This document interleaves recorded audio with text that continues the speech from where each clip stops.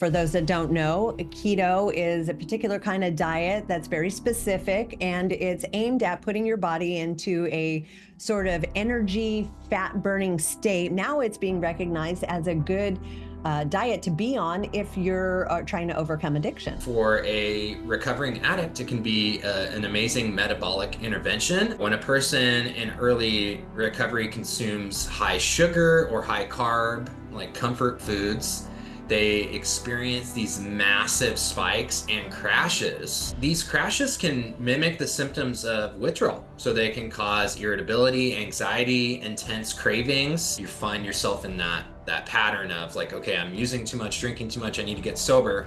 And then when I get sober, I gain a bunch of weight, and I don't like that. So I just go back to the drugs and the alcohol. If you find yourself in that pattern, maybe this is the right thing for you to try. The research is from the National Institute on Alcohol Abuse and Alcoholism.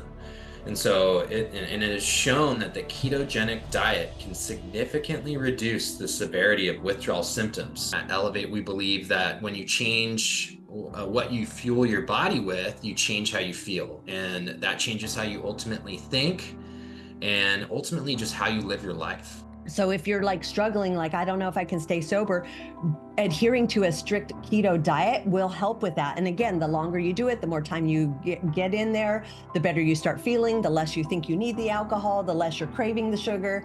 And it can really create your new life and your new livelihood by implementing this diet. All right, welcome back to the show. All right, thank you for having me back, Angie. Yeah, I'm excited about today's topic because this is something that I've been doing for a super long time. And then in the last few years, it started getting recognized in the addiction community as a good source for people who are dealing with addiction. And it's the keto diet. For those that don't know, keto is a particular kind of diet that's very specific, and it's aimed at putting your body into a sort of energy fat burning state by avoiding certain foods and leaning in on different types of foods. So for example, meats, some types of vegetables, no carbs, no sugar, little bit of fruit, not too much, because there can be a lot of fructose in a lot of fruits. But these specific types of foods put your body into that ketosis, which can make you feel very good, give you a lot of energy. But now it's being recognized as a good diet to be on if you're trying to overcome addiction. Yeah, definitely.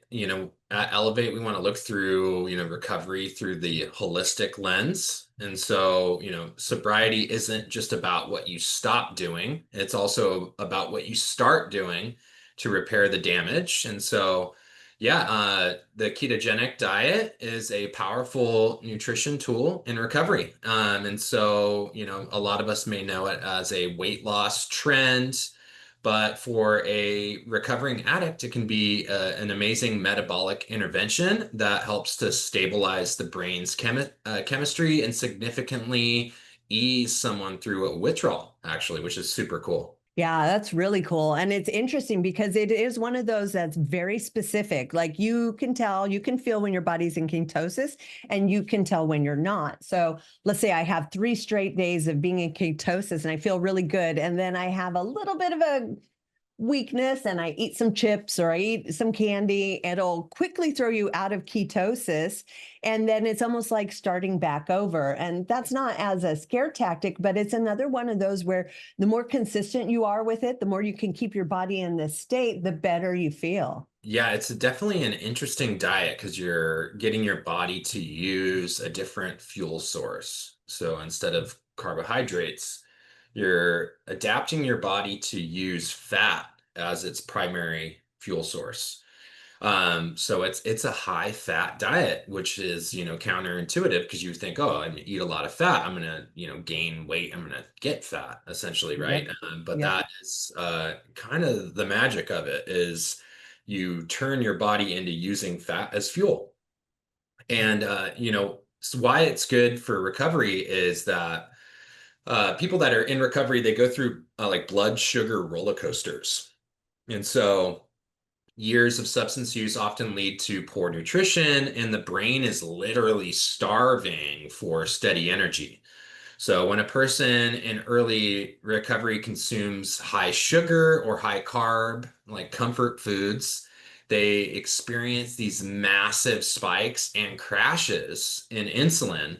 And so these crashes can mimic the symptoms of withdrawal. So they can cause irritability, anxiety, intense cravings.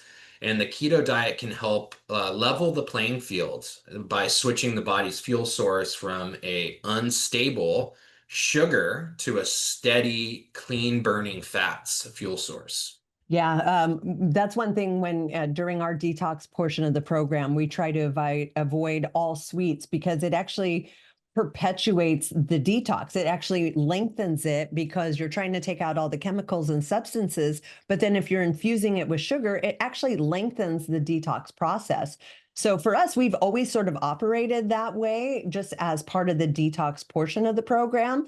But then when people finish that part and they're able to do other parts of the program, we give them a little bit more free will. Although we're not supplying endless amounts of sugar and things like that, there still can be introduced into their diet. And then that can, when you're searching, especially when you take away the drugs and the alcohol, it's a natural tendency to want to go straight to the sugar because you're looking for that energy source that you get from sugar. And so it's a kind of a retraining of your brain as well when you come through the program to not try to supplement what used to be drugs and alcohol with sugar and carbs. Exactly. And yeah, our brains are, they take a while to balance out and, reach kind of its normal state again. And so when you're in early recovery, people often really turn towards the sweets. It's providing them some sort of relief.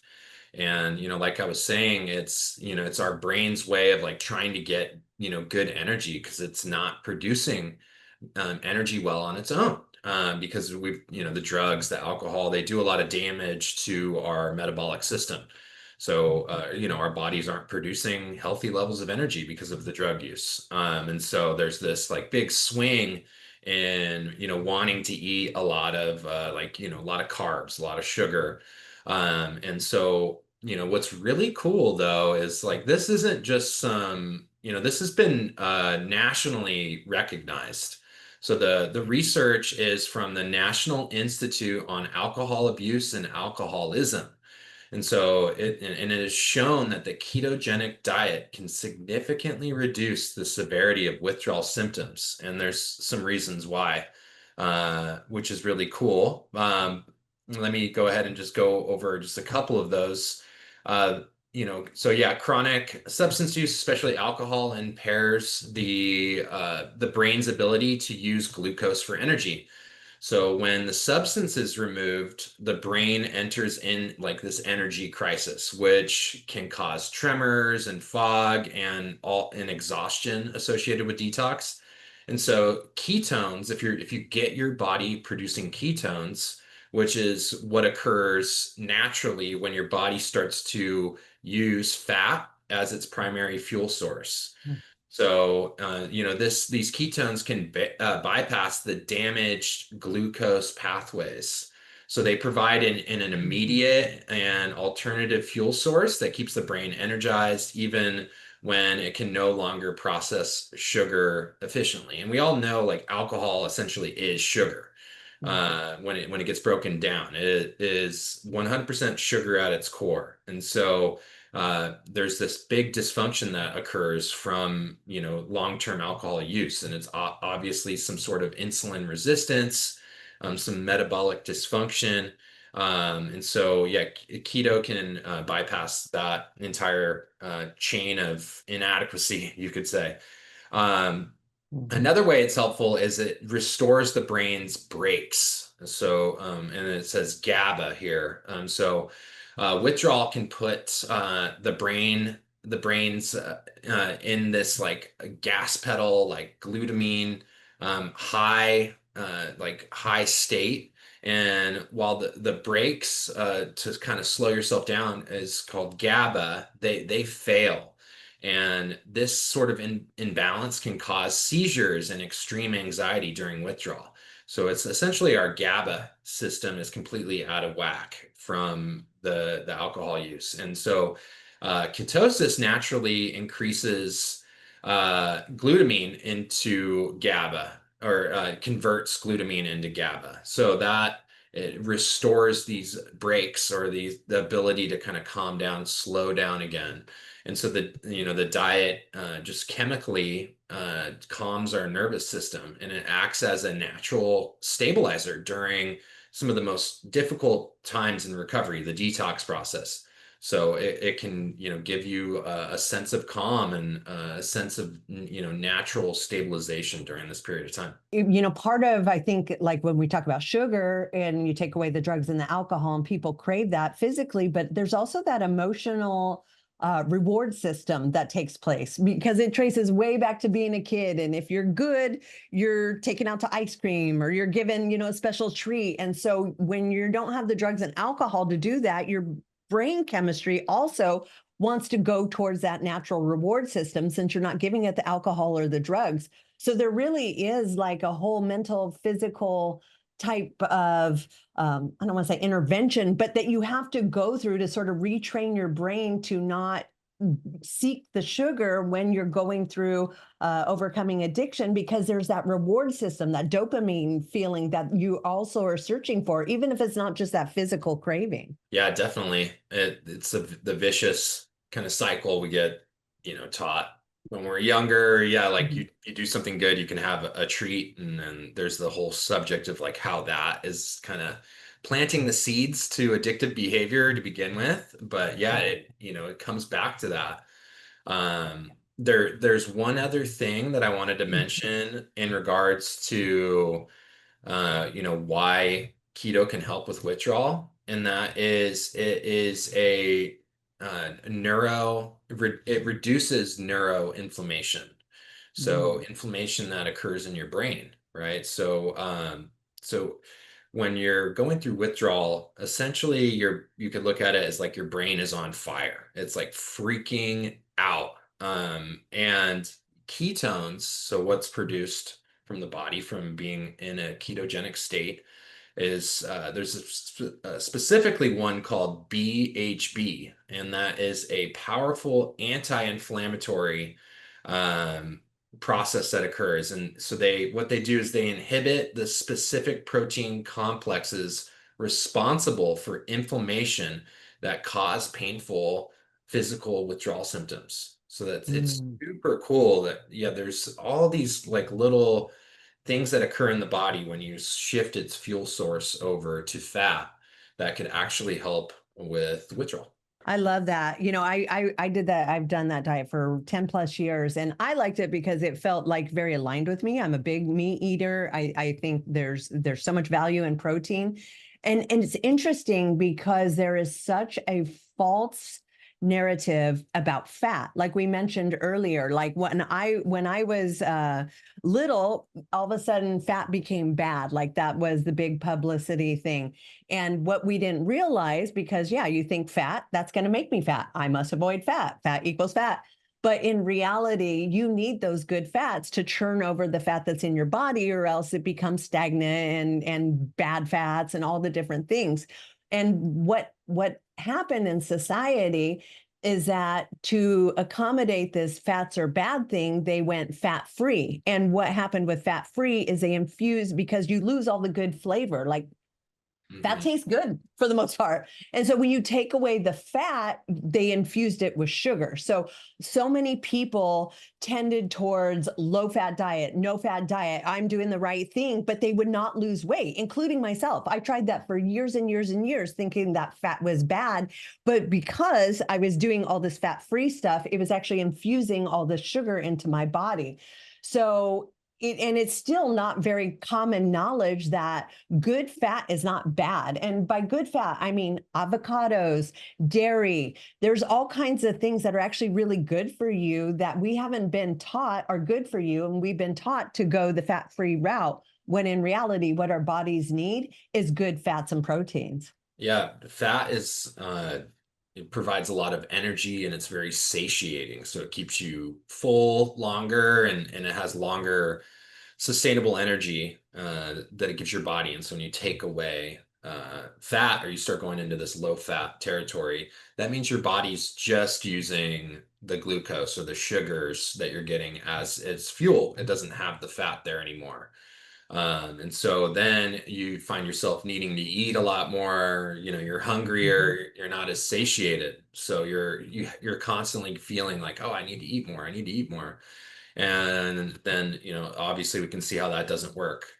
So yeah, and then there's good fats, bad fats, but and when we say good fats, like avocado oil, olive oil, ghee, butter on this diet is supposed to be amazingly good because butter is a fat and it's going to provide you a lot of energy there.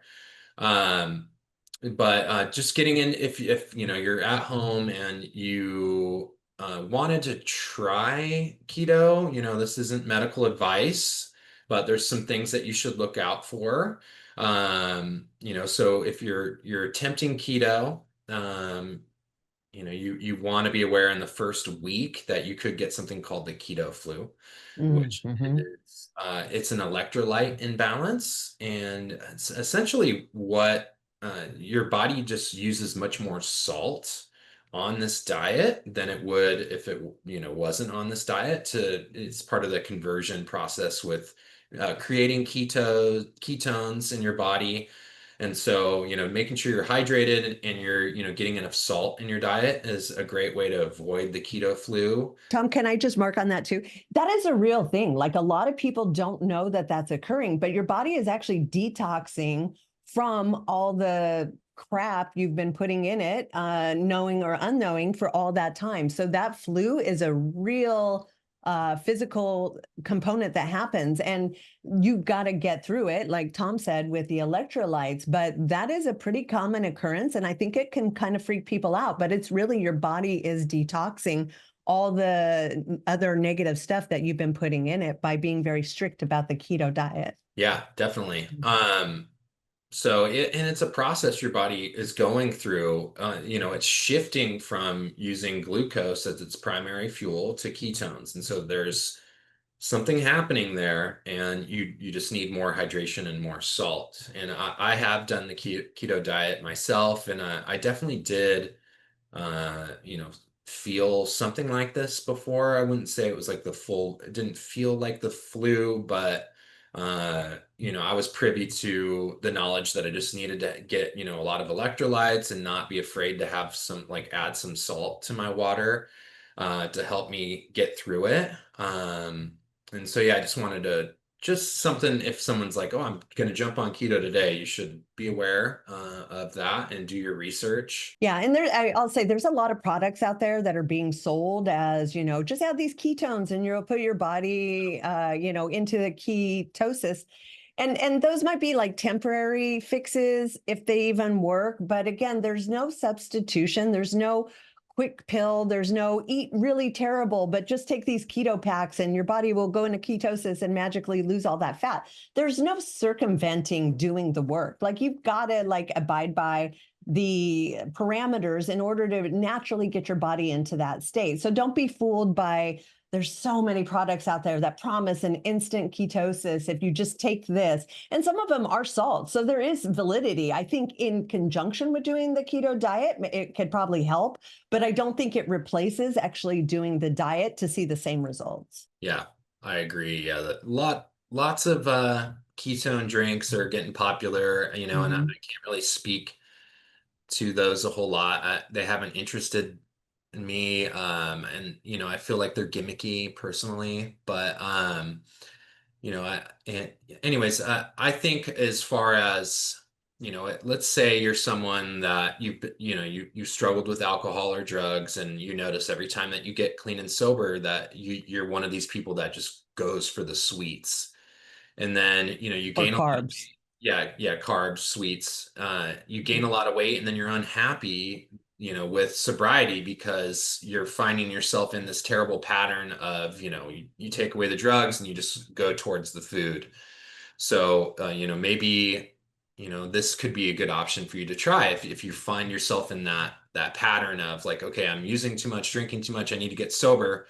And then when I get sober, I gain a bunch of weight, and I don't like that. So I just go back to the drugs and the alcohol. If you find yourself in that pattern, maybe this is the right thing for you to try. Try a ketogenic diet, so a very high fat diet. You want to try to keep it as clean as possible. There's some things to be aware of. There's like lots of hidden carbs out there. So if you're, trying to do keto, you really have to start paying attention to the labels, the nutrition facts. So there's a lot of healthy foods that are just loaded with tons of sugar. So you really need to make sure you're monitoring your carb intake. So you want to try to keep your carbs under 20 to 50 grams of carbs a day, which is really low. So if you're attempting to try the diet, keep those things in mind. Yeah. And I'll say I yo-yo dieted the majority of my life. I mean, it's why when I was like, 15 years old, I started doing meth. I felt like I've always struggled with weight. I've tried all the things. I've tried the 600 calorie day diets. I've tried every single Weight Watchers, you name it. I've tried it. But it wasn't until I did the keto diet, and I did it in conjunction with intermittent fasting. But what I found is I got to eat the foods that I liked. And like you said, I didn't overeat because it was the right foods. It was the protein, it was the fats, it was the no carbs that were feeding previously me wanting those. And it wasn't complete neglect. Like you can't have that. Whenever someone's like, you absolutely can't do this, it would make me want to do that. But there was some leniency there as far as eating the foods that, at least what I like, they aligned with mine. But I saw more results, more lasting results with this as a lifestyle and not as a diet. And I think that's where a lot of people can get into that trap, is like, I'm going to do this diet and get to where I want, and then I can go back to whatever I want. And that's not the case. It literally needs to become a lifestyle. And I would like to say be 100%, but I think a lot of people can successfully do it on an 80-20 basis. Like 80% of the time I'm doing the right thing, but I'm going to a going away party. I'm going to have a piece of cake with everybody. Okay, that's fine. Have your cake, be social, have your thing, but then get back on it so you can get your body back into that fat burning mode, because the more you're off of it, the harder it is. All that hard work is going to go to waste. So it really does need to become more of a lifestyle as opposed to like a trending diet that you're on and off, because you won't see the same type of results. Definitely something with consistency you're going to get the most benefits from. Um, And yeah, I like what you said. Yeah, having they call it being metabolically flexible. So being able to shift your body from, so once you do keto for a while, you get your body adapted to using ketones. And then so the reality is if you do have like a high carb meal, and then you're shifting your body's energy source to carbs. But the more time you have or experience you have in keto, the easier it is for your body to actually shift back into ketosis because it's familiar with it. So the first time doing it, hence the keto flu and things like that, there's a lot of, this big transition happening in your body, but you can become metabolically flexible. So you can do like a similar pattern to what you said, like keto several days of the week, and then maybe allowing yourself some carbs a few other days a week. But you're creating this flexibility for your metabolism to shift back and forth, which is a really a cool thing that can happen from the diet, and you're just more adaptable as a person. You can adapt to more situations. And I just wanted to also say, nutrition is the foundation of mental health. And by adopting a ketogenic lifestyle, a person in recovery can treat withdrawal at its cellular root rather than just masking the symptoms with more medications. And it provides your brain with a possible environment to heal. And so at Elevate, we believe that when you change what you fuel your body with, you change how you feel, and that changes how you ultimately think, and ultimately just how you live your life. So a lot really can happen with nutrition. just in recovery in general. Yeah, and I like that you brought up that it is really a good diet for people overcoming alcohol, because alcohol being sugar, you know, when you get sober and then you put in this diet or lifestyle, alcohol's a no-brainer. Like, you don't want to do that because it's going to break your ketosis. It provides no nutritional content, and it'll spin you back into that old lifestyle.